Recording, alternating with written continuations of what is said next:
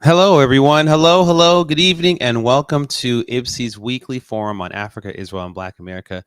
I am your host, Joshua Washington, and I'm here with Olga Mishway Washington, my lovely co-host, and we're happy to be here with you. Welcome. Good evening, everyone. So, quick announcements. First of all, that theme song you heard is called "The First 7 Miles" by Randy Sandoli. You can check out that song and his entire album called Simcha on all streaming platforms. Now that's Randy Sandoli.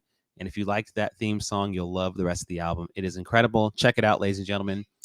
Visit our website at ibsi.org, where you can find out more about what we do, why we do it. You can see our content and our events coming up. Subscribe to our Substack channel. We have a Substack where we have articles, we have podcast episodes. We have a new podcast episode that just came out today, and other content. We have some premium content as well. So if you want to support IPSI through Substack, you can become a monthly subscriber. Also, speaking of supporting IPSI, become a legacy builder. A legacy builder is someone who gives monthly to the Institute for Black Solidarity with Israel. You go to ibsi.org/donate, and you can give a small amount to start off with. We have people who have started off giving something like $15 a month, $20 a month, who now give $50 a month, $100 a month, and those donations are really, really crucial for us, and we really appreciate them. So, if you like the work we do, if you've been supporting and watching these forums every week, and you have not given to IPSI, this would be the perfect time to do so. Go to ibsi.org/donate and become a legacy builder. We are a nonprofit organization, and so we cannot overemphasize the gratitude that we have when we receive donations and support because, like Joshua said, we are only able to do this with your help. So, all of the donations that you make are tax deductible. If you love this t shirt that Joshua's wearing, as well as last week, I had a cute pair of earrings on, we'll be having additional items added to our merch store. So, please do visit our websites, check out our merch store, and support the work of IPSI there. In addition to our website, in addition to the Substacks, please find us on all social media platforms where we very regularly, from the main IPSI account, as well as from the account of 3 of the staff members, the senior staff members of IPSI, share information, give commentary on events that speak to the mission as well as the mandate of the Institute for Black Solidarity with Israel. All right. And then just a couple of not so much announcements, but just recaps. Our CEO has been traveling quite a bit. He was in LA, I think I said last week, LA, and then Boston, and then LA again. And then our CEO and our COO were in Atlanta for the pastors conference that Pastor Matrilla Hall, one of our IPSI pastors, put on. We heard they had an amazing time. Can't wait to give you more of an update on that. But I heard it was incredible. One of our dear friends from Stand With Us, Peggy Shapiro, was there. I didn't even know she was going. I went on Facebook and I just saw her standing next to our CEO and COO and Pastor Matrilla Hall, which was awesome. So shout out to Pastor Matrilla Hall. Thank you for all the work that you do and the tireless work you do both with your congregation and in your community and with us, with IPSI. So we very much appreciate it. This weekend, I was also I was in New York for a few days, more of music business, but it was in conjunction with the Black and Jewish Solidarity. I had a concert with 2 other Israeli artists, which went very well, and there was a lot of solidarity and a lot of just great music in the midst of that, which was incredible. And so yeah, we're doing some good stuff. Olga, you were not traveling, but you had something recently too. You were speaking. Now it's escaping me, but or you have something coming up. I only draw a blank because it happens all the time. Yeah. Yeah. It'll hit me and then I'll mention it again. Uh-huh. But I have to say the 3 of us also will be doing some things together like we do sometimes. But in this coming few months, we're planning some things in the fall and in the winter, both here and in other countries, both here and also in Israel. And we're excited to share those things with you soon. It's exciting times, even in the midst of very difficult, very trying times that we're living in. There are also some really amazing things happening in the midst of that, and we feel honored to be a part of all of it, really, to be in this work. So yeah. For the benefit of anybody that is watching us for the first time and you may not be familiar with the Institute for Black Solidarity with Israel, several times Joshua referenced our CEO. His name is Pastor Dumisani Washington, and he can be found on all social media platforms. We are very, very blessed and honored to be led by him, a voice of moral clarity in this season. And our incredible COO is Mrs. Valerie Washington, who also happens to be his wife and my mother-in-law and his mom. Yes. So it is a family affair, ladies and gentlemen. It is a family affair. So yes, we may occasionally you'll see our CEO here on this forum. He also has his own radio show, which we'll talk about a little bit later on as well. But plenty of opportunity to get to know him if you have not. If this is your first time hearing about IBSI. Okay, now let's get into it. So first things first. This is very tragic, and this is more of just a calling attention to this. But as the war wages on in Israel, one must understand that Israel's it's not just a war against Hamas. It's not just a war against a couple of terrorist factions.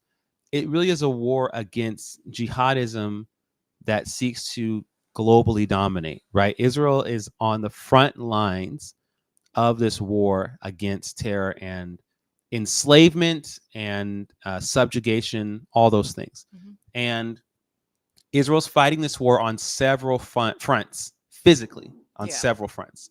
One of those fronts is to the north against Hezbollah, which is in Lebanon. Hezbollah, which is also another terrorist faction that is supported by the Islamic Republic of Iran. And just recently, just actually on Saturday. So we're today's Monday. So 2 days ago, Hezbollah has been firing rockets in northern Israel for a while now. I mean, tens of thousands of Israelis have had to evacuate northern Israel. Hundreds of thousands of Israelis to different parts of central Israel. And it's been very devastating. Hezbollah rockets flew into an area where there are predominantly Druze community that lives there, which the Druze community are a community there that live in Israel. They're not Jews, but they have their own customs and practices and everything. And there were families there, kids were there playing soccer, and those Hezbollah missiles that landed on that soccer field killed 12 children in northern Israel. So this just happened on Saturday. As you can see, these are the faces of the 12 children. It's something I'm going to give it to you, Olga, after I say this, but I'm as an activist, as a Zionist, I'm tired of the talking point that says, look at some of these people who aren't white looking who got killed, right? Yes, if you look at these pictures of the Druze community, some are darker, some are brown, some could pass as maybe Arab or something like that. And that's good for coming against the argument that Israel is a white country. The problem is, though, it's kind of dehumanizes the Jews that do look white, right? Because a human being is a human being. Children are children. And 12 children were slaughtered by Hezbollah, who makes no attempts to avoid civilian casualties, who was purposely targeting civilians, which is why hundreds of thousands of Israelis have had to evacuate in the first place. Hezbollah, like Hamas, they attempt to wipe out every Jew from Israel. They're not fighting the Israeli military. They're not fighting the Israeli government. They are fighting against Jews. And so that was their goal, and they killed 12 children, and they're happy about it. And so, first of all, our hearts go out to those who are grieving right now. Our hearts continue to go out to our Israeli brothers and sisters, a lot of whom have had to send their kids to the northern border of Israel, not knowing if they'll come back, being more afraid than even sending their kids to Gaza because they know that Hezbollah is more battle hardened. They're more experienced. They have more of an organized military. There's a lot going on and it goes far beyond what people think is just a land dispute and 1948. Okay, if this is about 1948, what in the world is Lebanon doing bombing northern Israel? What does Lebanon have to do with 1948? Nothing. They want to destroy the Jews. And so this is what Israel's fighting right now, and this is what they're up against. Okay, so I have a lot to say on this because it really fired me up. And so I'm going to do my very best to stay calm and not talk too fast and make sure that my thoughts are expressed in an organized fashion. So, for anybody who may not be familiar with the Druze community, let's take about 2 minutes just to explain who they are, because they aren't a population of Israel that's often spoken about. Now, you saw the picture that was shared and even the language that Joshua used. He used the word Israeli. These are Israelis. They may not be Jews, but they are people that are part of the Israeli society. Israel is not made up only of Jews. And so when people talk about the fact that it is a racist state, it is this, that, and the other, and it's Jewish supremacy, lie, lie, lie. The Druze make up approximately 2% of the Israeli community, and they are of Arab descent. They are Arab and they are Arab speaking, which, to Josh's point, yes, it makes no sense, particularly from a moral perspective, when we try to draw the delineation between, oh, they're being attacked because they're white and da-da-da, versus they're being attacked because they're black. Like it's absolute garbage, because an attack is an attack and children are children.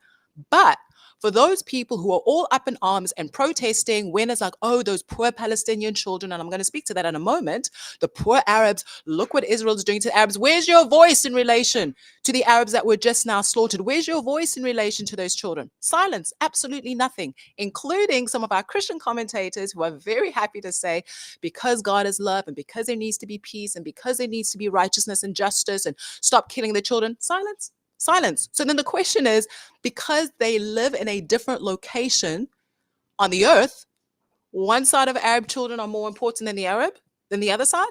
You're a hypocrite. You're an absolute hypocrite.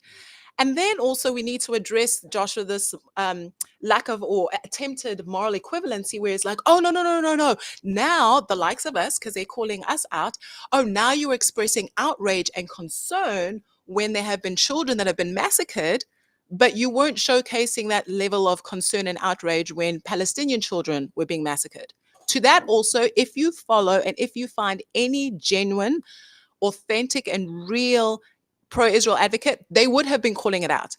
What we've been doing, however, is not just calling out the fact that these children are dying. We've been calling out Hamas and calling out Iran, who are the cause of the deaths of these children on both sides.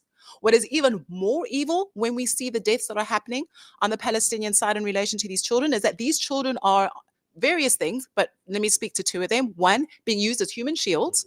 So their parents, Hamas, people that have, including what we have been calling innocent civilians, which actually, when you see the polls, which actually, when you even hear the language that they are speaking themselves, are Hamas apologists, okay?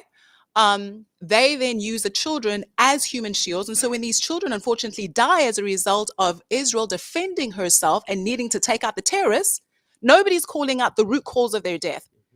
These young children who come from the community of Majd al-Shams in the north aren't even in the area of actual conflict as it pertains to Hamas.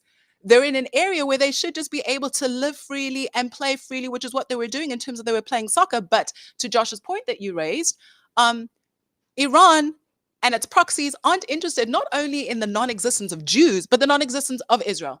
Like, let's just wipe off the Jewish state off the face of the earth, irrespective of the people that live in there. So if you really are about children, and if you really are about wanting to see justice and righteousness, then you will call out the root. You will call out the root in relation to everything, in relation to this war. The second thing that I would like to please focus on very quickly is America and America's response. And why is America so important?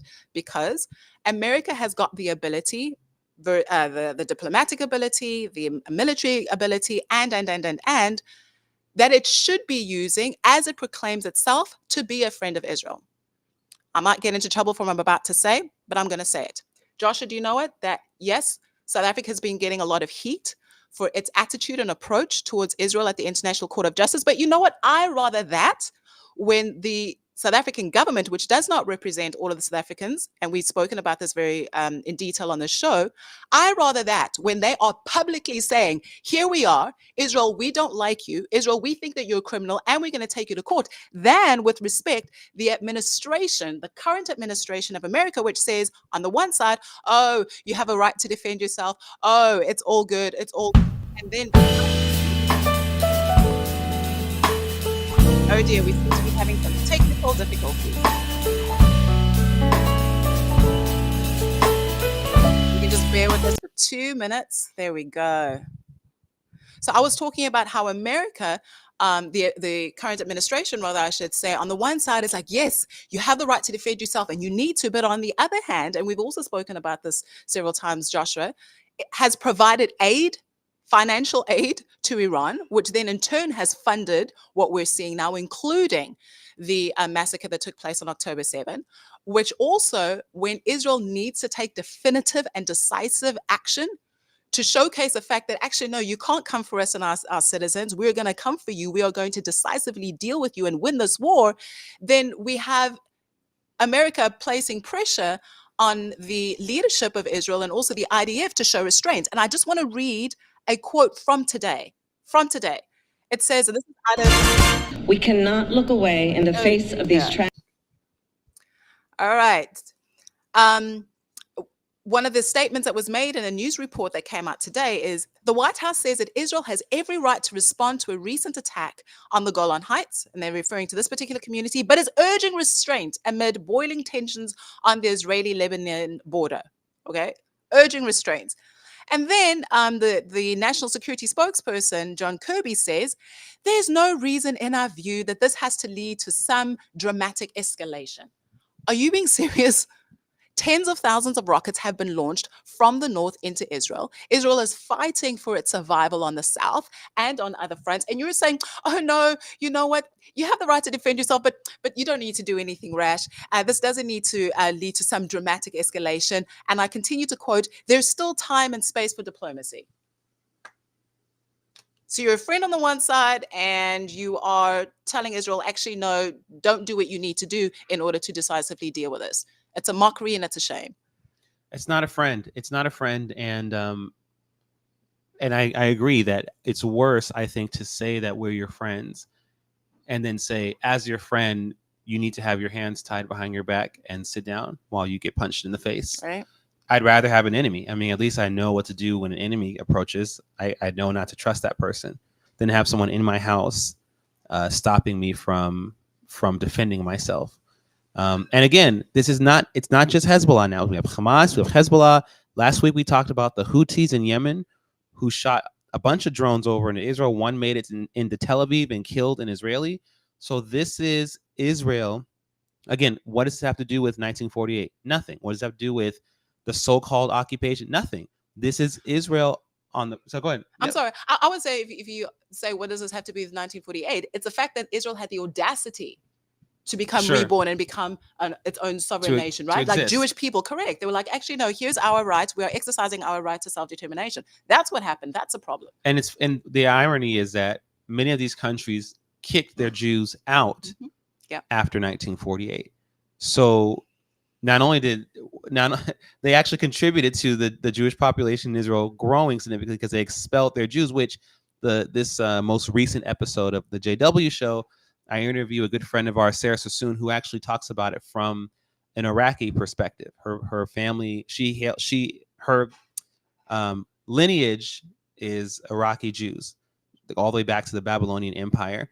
And she talks about how Jews were treated in Iraq and how they were eventually given passports to leave and never return, and what actually happened with that. So now these countries are coming against Israel, not because they care about the Arab Palestinian people, nothing. No, it has nothing to do with that. They couldn't care. As a matter of fact, in the Arab world, Palestinians are hated. They're usually like the lowest of the low in terms of people who have value in the Arab world. They don't care about the Palestinians. They want to destroy the Jewish state, and that's becoming more and more apparent. And to your point, Olga, the people who were so loud when they thought that Israel bombed a church, when they thought that Israel bombed a hospital, they are strangely silent when Hezbollah actually bombs a soccer field and kills 12 children. There are nothing. There's not even a protest against the government of Lebanon, nothing. That shows where your actual allegiance lies. And it's not to the truth. It's to your own feelings and your own comfort. And it's hurting people and it's killing people. It's causing lives. We're going to keep on moving for a second because this is also a little bit attached to what's going on. A few weeks ago, I wrote an article about terrorism being at our front door. that Israel's fighting terrorism over there, but it's right at a front door. And that article kind of outlines and cites recorded documentation over these past few decades of analysts who have determined that groups like Hezbollah, like Al Qaeda, they have terrorist groups, terror cells all over the world, including Latin America, which means Mexico as well, and that those terrorists who live in Latin America have been crossing over the border and crossing into the United States. This is something that has been known for a while, not really talked about. As a matter of fact, when we talk about the border, we talk about jobs and those types of things, right? The pretense is, the assumption is everyone coming from the Mexican border or crossing over the border is Mexican and they're coming for a better life. And that's only true for some. For others, they're using this current rhetoric as their conveyor belt to cross the border. And they're not Mexican. They're Lebanon. They're from Hezbollah. They're from Al Qaeda. They're from Al Shabaab, whatever. And they cross over. And so some of these migrant crimes that we've been seeing have not just been from Mexican cartel people who cross the border or these really dangerous gangs from Mexico. Some of these people are Islamists who've been living in Latin America for decades now. And so just recently, 3 Palestinian terror suspects were caught illegally crossing the U.S. border. And a lot of this stuff took place around in the San Diego area. Palestinian terror. So now we're talking about Arabs from the Palestinian territories somehow making it to, I thought that Gaza was an open air prison. Okay, but somehow they made it to Mexico and crossed the border over into the U.S. They were caught. The security agent said that they had very salacious photos on their phones, pictures of guys with rifles and all that kind of stuff. And you guys, this is not, there's rhetoric and then there's just reality, right? So the rhetoric is, oh, it's fear mongering. It's, it's conspiracy theories. Why are you saying those kind of things? But the reality is, whether you want to acknowledge it or not, no matter what kind of words you use to spin it, it is happening right now. There are at least 1 million illegal immigrants in the United States and within the U.S. borders who aren't from Mexico.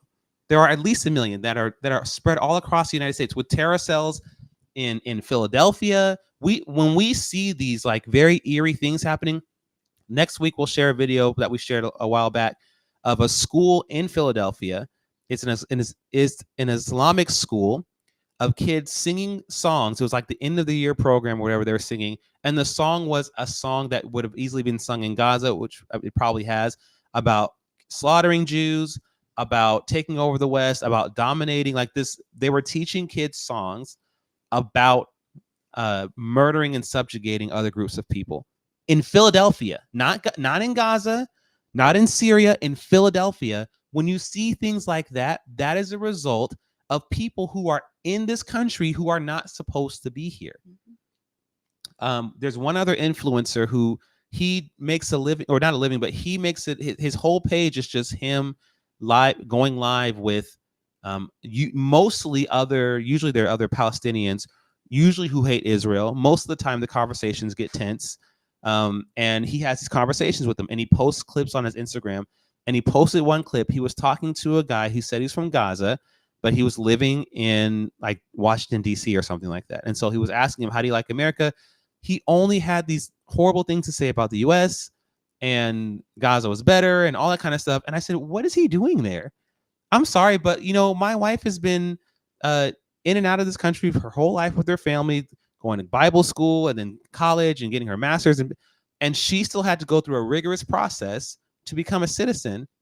But these people who can just say whatever they want to say about America, who can commit these kinds of crimes, who can teach these kinds of poison to their children in schools, they can just be here. I mean, what is that? And the more that we keep that conversation at bay because we don't want to be Islamophobic and we don't want to seem like we hate Mexicans, well, they're going to continue to cross over. And we're going to pay for it very, very dearly, very, very soon. I think that the enemy has identified in America's strengths a weakness. And one of those strengths is freedom of speech. One of those strengths is let's be diplomatic, because America represents so many nations that have found a home in the United States, right? It's a melting pot of people from all over the world. We want to accept everybody and everybody is welcome. The weakness, however, and it continues to be exposed, and if we don't raise our voice against it, we're already seeing the fruits of it. And we're going to talk a little bit about what happened at Capitol Hill last week. We're already seeing the fruits of it. If we don't accept what they are telling us, it's not even what we think, it's not even what we're guesstimating, it's not even what the analysts are trying to deduce from the news, it's what they are blatantly telling us. America is not going to look like the America that we know today in the next 2, 3, 4, 5 years. They have told us, and they shouted from the rooftops, that Israel is the small Satan. Who is the big Satan? Who are they coming after once they've dealt with Israel? America. America. Why are we talking about intifada on the streets of America if it really has to do with land in the Middle East? Why are we burning the American flag in protest for a conflict that's happening in the Middle East so many miles away? It's not about that. And the fact that, let's say it, that they are allowed, not even the fact that they're just crossing the border and, very stealthily under the cover of night and nobody knows what's going on. People in leadership and in authority know what's happening and they're still allowing it. In the news several weeks ago, there was a report of terrorists who were arrested in the United States. There were 8 of them, if I'm not mistaken, that had links to ISIS. Like they are here. They are here, and they are telling us that they are here. So when are we going to choose to not only wake up to the fact that they are here, but that we will start to exercise the necessary conviction to support Israel, to support the Jewish people, because what starts there doesn't just end there. Thankfully also that if they're able to effectively deal with it, if Israel is able to effectively deal with it, then we'll be less compromised here, not only in the United States, but in various other parts of the Western world. Absolutely. Absolutely. So you all, we're going to take a quick break. We're going to show you a recap from this week's Truth to Power Live with Dumisani Washington. Check it out. We cannot allow ourselves to become numb to the suffering, and I will not be silent. The very last thing that she just said in this little clip was that I will not be silent. I am going to speak out on the behalf of the suffering of the Palestinian people. The way that she's actually phrasing this whole thing is totally in the context of what Israel is doing to the Palestinians. Ladies and gentlemen, these are Hamas talking points. First of all, there are not 2 million Gazas with food insecurity. Israel has ensured that tons of food each week have continued to go into Gaza. Hamas hoards the food. It also even sells the food to the people at high and marked up prices. Because again, Kamala Harris, Gavin Newsom, other leaders that may be coming out, you could be looking at the next several presidents, or at least a couple of presidents, possibly coming out of California. Google the term homeless industrial complex. Billions of dollars. Gavin Newsom, the current governor of California, has been vowing to end homelessness for 20 years. We have video of Gavin Newsom that goes back to 2004, mayor of San Francisco, talking about the problem of homelessness. Verse 9, Nehemiah tells the people who are exploiting their own people, the thing that you are doing is not good. Ought you not to walk in the fear of God to prevent the taunts of the nations of our enemies? Nehemiah rebukes the leaders for exploiting the poor. The poor have come to Nehemiah and said, we can't afford to pay the taxes. We can't afford to redeem our children who've been taken into slavery, and our lands have been seized. We are saddled with tax burdens and debt, and we can't even work to pay it off because the government has its foot on our necks. Truth to Power Live with Dumisani Washington. So that is Truth to Power Live with Dumisani Washington. You guys go to ttplive.com. It is streaming everywhere every Sunday at 4 p.m. Eastern time. You don't want to miss it. It is, it's that clip. It's fantastic. Our CEO doesn't hold back, Yeah. and he sometimes has guests with him. I listened to the episode with his first guest, who happens to be Mama Val, and they had some incredible wisdom for young parents as we raise our children, seeing them as an investment, also seeing them as a reflection of ourselves in order for us to do better. So if you are interested and intrigued on all things life, faith, family, politics, Israel, as you could hear, and various other things, do tune in to Truth to Power Live with Dumi Sani Washington. Those are our kids. Yes. So check that out, you guys. Make sure to do that and subscribe, follow, and stay tuned for the next episode, which is this Sunday at 4 p.m. Eastern Time. All right. So, Olga, let us know. Tell us what happened this past week when Benjamin Netanyahu came to visit and speak to our representatives. So we're not going to focus on the content of what he said or even who was in attendance and who was not in attendance, because the real action, even though there was there's concern, in my opinion, as to who was present and who was not, but the real action was happening outside when he was speaking. And so we have protesters who are not just protesting the fact that the Prime Minister of the Democratic State of Israel is in attendance and is speaking. They are graffitiing the monuments that are there. They're graffitiing the Liberty Bell replica that's there with words including Hamas is here. They are telling us, Hamas is coming. That's what they had there. And then they had various other slurs against Zionists and against Jews. They are announcing their presence proudly, unapologetically, and they took down 3 flags of the United States of America in Washington, D.C., which is the capital of the United States of America. So imagine that, in the capital, let's take down the 3 flags, and let's do those 3 flags in front of a place that represents the seat of government, right? Let's just do it. But not only do they take down the flags of America, they burn the flag of the United States of America, burn it, trash it, stomp on it, and then they raise in its stead the Palestinian flag. So what is this? You know, Josh, it kind of reminds me of sometimes our children. They'll walk around the house wanting to stake their claim on every room in the house, even though it's not their room. And it's like, no, go back to your room. What do you think that you're doing over here? This doesn't belong to you. So here they are. And this continues to happen. It happened at the Christmas lighting ceremony last year. We had those incredible scenes coming from UNC Chapel Hill a few months ago during the spring, when we had those ridiculous encampments taking place all across the United States of America. We had those incredibly brave frat boys who were protecting the American flag because of what it resembles and what it does. And so they just continue to do this with even more gall and just feeling emboldened. And what does, I'm sorry, I need to call them out again. What does the United States administration do? Oh, issues a condemnation. I'm like, issues a condemnation. You are in power. You have the opportunity, the resources to be able to really send a message to these hooligans. Because you better believe it, when the school season starts again, in the next coming weeks, they're going to be at it again. They are absolutely going to be at it again. They have announced their arrival. We are giving them the red carpet. We are just talking so politely and politically, and they're going, we see you and we raise you. Yeah, that's it. And the thing is that part of the not even part of the reason why truth really has to be our anchor. Yeah, truth really has to be our anchor, because the reason why no one wants to condemn, not even condemn, but like you just said, actually take action. You should not be able to, it's illegal to deface those monuments.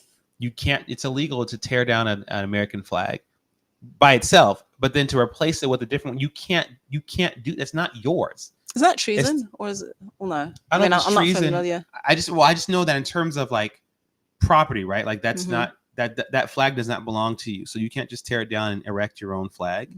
I mean, I'm sure like you could look at it as an act of war depending on what was going on, but like that. So there are already things that you can put in. There's already laws in place that all you have to do is enforce. Yeah. So the fact that these laws are consistently not enforced, it kind of mirrors what's going on in Israel right now. So Hezbollah kills 12 children in Israel, and the U.S. says to Israel, hold on. Maybe we can talk about this. if Mexico shot some rockets into Texas, we would bomb Mexico 1,000,000 times, and then we bomb them again just to prove a point and say, "Don't ever touch us again." Like diplomacy, you killed 12 of our. After let's not Right. forget October 7th and everything that's happened since, including the fact that there's been wars before. I mean, it's just the gall and it's despicable. Sorry. So and that's what's happening now. So what happened? I was at UCLA during all those encampment stuff, and the LAPD they were told to just stand down. So they were kind of there. They were in the perimeter, but they didn't do anything. Campus police did nothing, while these useful idiots, these really crazy, kids who some of whom probably knew exactly what was going on, but most of whom have no idea what they were ushering in. They were doing their thing. They had encampments. They had their umbrellas. They had their barriers. Every few minutes, they would stand up. They would pick up their barriers and they would walk and spread out like 5-10 more feet. And so they would block people from entering the quads. They would block people from going into certain buildings. They would ask people, "Are you a Zionist?" There was a black guy who lived in LA, was not a student, was just going on a walk with his wife and child. And he was stopped by one of these anti-Israel protesters because they wouldn't let him through because they wanted to know what his political stance was. And his point to them was, "Screw you. I don't have to tell you anything. Leave me alone. I'm going for a walk. I'm allowed to be here." And that became a thing, which was amazing because he then just used that to call them out at a hearing that was had a little bit later on in LA. But this stuff continues to go unfettered. Yeah. This stuff continues to go unfettered, not to mention the fact, and I know you said we weren't going to mention it, but the fact that a ton of people did not show up to BB's speech, not to mention the fact that yes, and you know what, we'd be calling her out no matter who she was or he was, but Kamala Harris echoed the talking points, echoed the anti-Israel talking points of indiscriminate killing and the suffering in Gaza and all that stuff. Some people try to defend her and say, well, she still said that, she still gave condolences to Israel. She gave condolences to Israel and then she slapped Israel in the face with lies. No, you guys, I don't care if there's an election going on. We need to keep our heads out of our butts and look at things for what they are. If someone is telling lies or perpetuating propaganda about Israel, then it's lies and propaganda. You have to call it out. You can't say, well, you know what? Let's not call it out right now because we want to put that person in office. Let's do it afterwards. That's the same mentality that allowed BLM to run roughshod. That's the same mentality that said, it's not our turn right now. Yeah, we've heard some of the stuff they said about Israel and Jews, but you know what? Let's let these poor, petulant, childlike black people have their day because they're mad and oh, boo-hoo, the police, and they think, oh, da, da, da, da, da. So you let them do whatever they want to do. And now you want to say, oh my gosh, you want to clutch your pearls in 2021 when they said we stand with Palestine. You want to clutch your pearls in 2023 when they say we stand with Palestine with the paraglider graphic. You want to clutch your pearls when they say that Israel is an apartheid state. But we told you.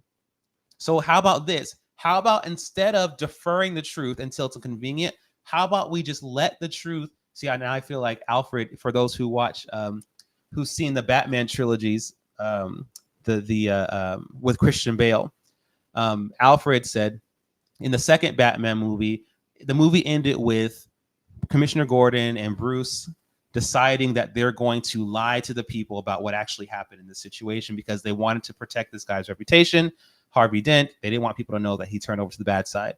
But by the time we got to the third movie, someone found out, they dug it up, and they exposed everything. And at the same time, Alfred and Bruce, Alfred had kept something from Bruce because of the same reason. He wanted to spare Bruce's feelings. And so Alfred finally told Bruce the real situation that happened between him and this love interest. And Bruce was mad at him. And Alfred said, you know what? We keep trying to outsmart the truth. Maybe we just need to let the truth have its day. And that's exactly, I said, wow, that is exactly where we are. We keep thinking that we can put the truth over here or put the truth up here until we need it, put it under the table, or just chuck it like our son chucked his sandal somewhere when we were in a restaurant, couldn't find it for a couple of weeks until the manager finally called to find it. And when he needed a sandal, he couldn't find it. You just throw the truth somewhere. And then when you need the truth, you go, wait a second, where was that truth that I was, shoot. Now, do you guys see that? Have you guys seen this? I had this thing, this truth, and then I just threw it. I don't know what. Why don't we just have it and we stand on it regardless, even if it makes our party, our political opposition, our stance, our ideology, even if it makes us look bad, If it's the truth, then it's the truth. If we're in this business of Israel activism, then we have to push back against anyone who spreads propaganda about Israel, even someone who's running for office, who's a member of a party that we are a part of. That's just what it is. We have to do that. We have to call it out. If it's Candace Owens, if it's Brianna Joy, if it's Mark Lamont Hill, if it's Nick Fuentes, if it's Farrakhan, if it's Kamala Harris, if it's Alexandria Ocasio-Cortez, if it's Marjorie Taylor Greene, it doesn't matter. And if we get soft because of who the person is and how they're closer to us, then we've shown that we are actually weak in cowardice and we're not actually effective in this fight. We are more interested in our brand as Israel supporters than actually speaking truth. If you're not willing to fall on your sword for the truth, then you're not actually fighting for truth. You're fighting for your reputation and your accolades. So all that being said, what's happening right now, both at the border, what's happening within our borders, what happened during Netanyahu's speech really should be shaking all of us awake to say, what in the world is going on? How is it that these thugs and hooligans can just take down the American flag and put up I don't care what flag it is, the China flag, the Japan flag, it doesn't matter. How is it that you're able to do that and not have any consequences at all? What is happening? What is going on? I'm not very familiar yet with all of the American laws. I'm very curious as to how all of that was allowed to happen and nobody did anything. And when I say nobody did anything, I'm talking about the law enforcement officers. Like, surely the police were there.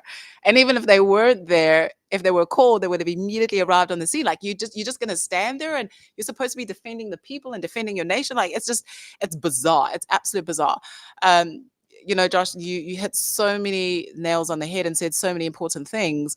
The only thing I'd like to add is the fact that when you start to compromise truth, it's a slippery slope from there, because then you compromise not only your position and who you are, but it also seeps into other areas of your life. Because if you're a person of truth, you'll be able to be a person of truth on all things, not only on Israel, but you'll be truthful in relation to if you're married or your marriage and your parenting and because that is just what you do. You tell the truth wherever it is.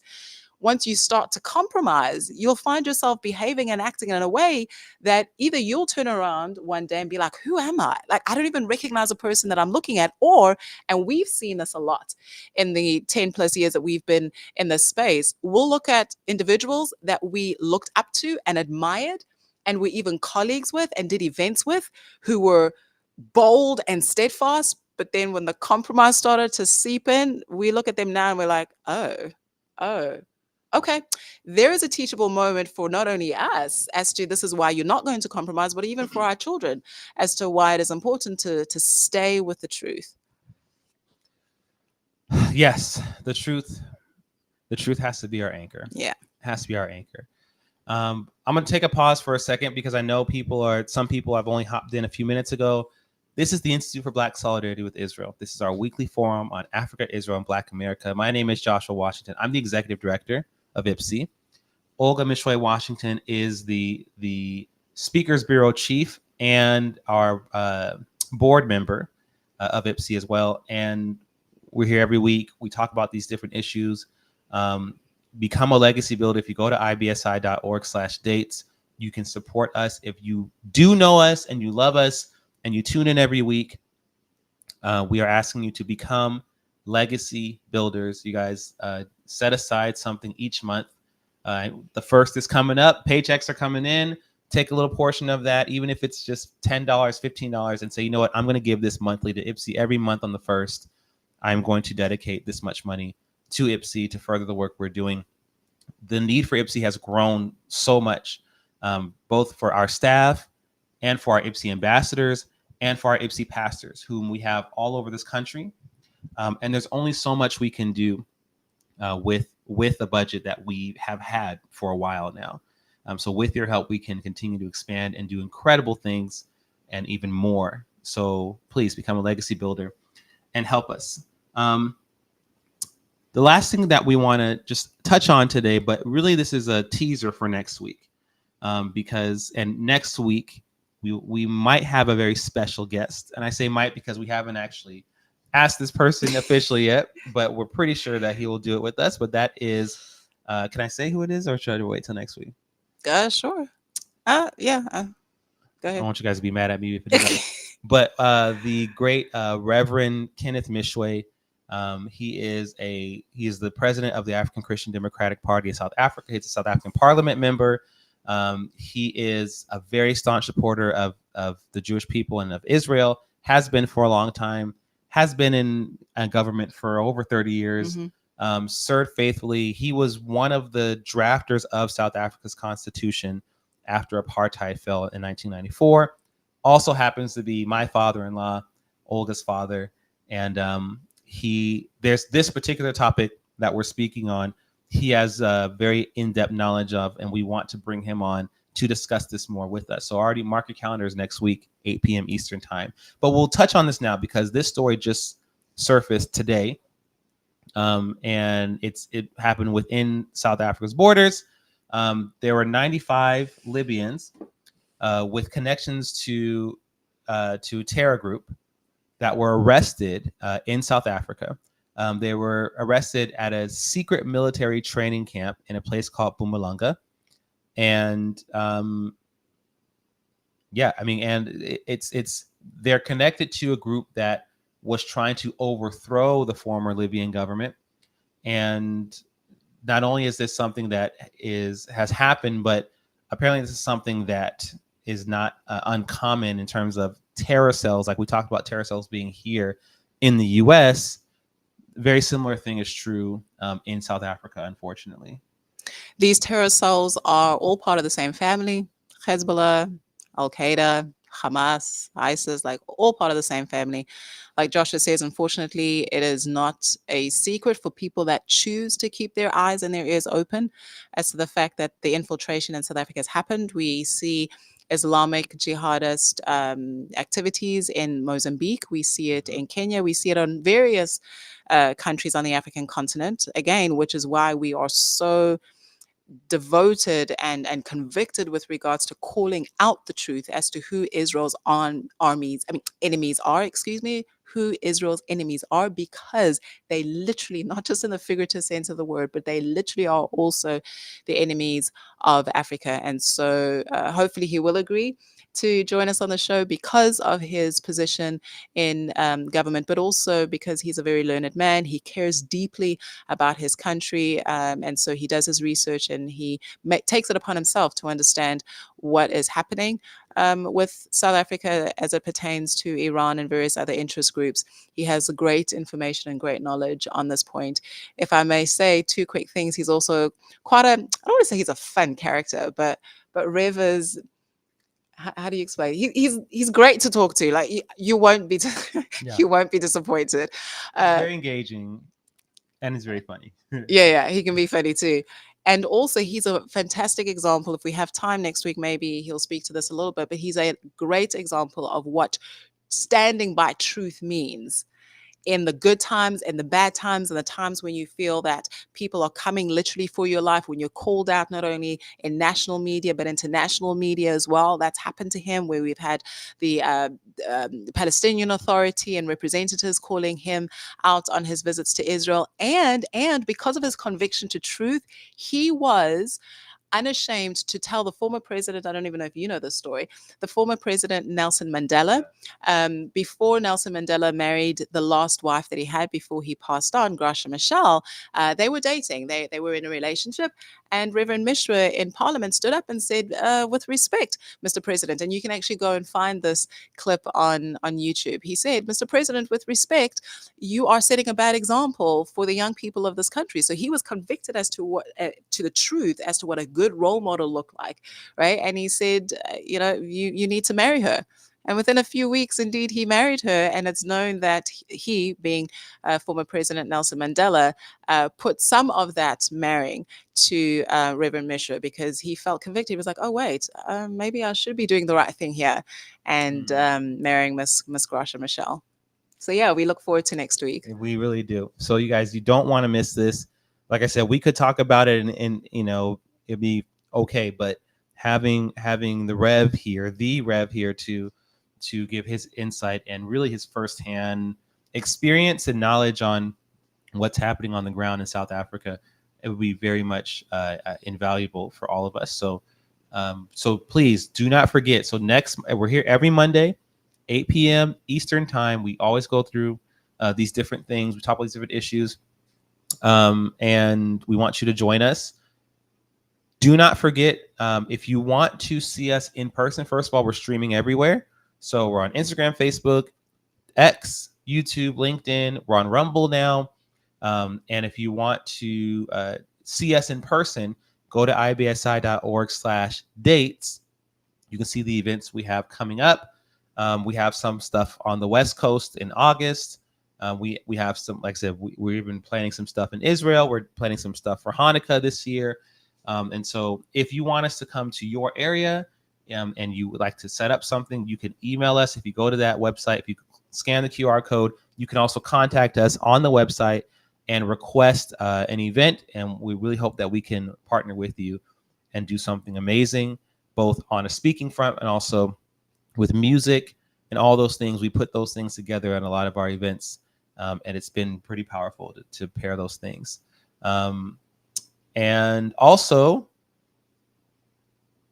become a legacy builder. I mean, you can say it 1,000 times. Become a legacy builder. We need all of the support that we can get. Need to keep the lights on. And I want to reflect on something, Joshua, that you said 2 years ago, if I'm not mistaken, Juneteenth, that IBSI is not in the business of wanting just to grow and become bloated and stay like we are for the next 5, 10, 15 years. No. It's actually quite deliberate that we speak about a legacy builder. Like, we want to create a legacy that will ensure that IBSI no longer needs to exist, that we don't need to exist either at all or in the form that we currently do. And what does that mean?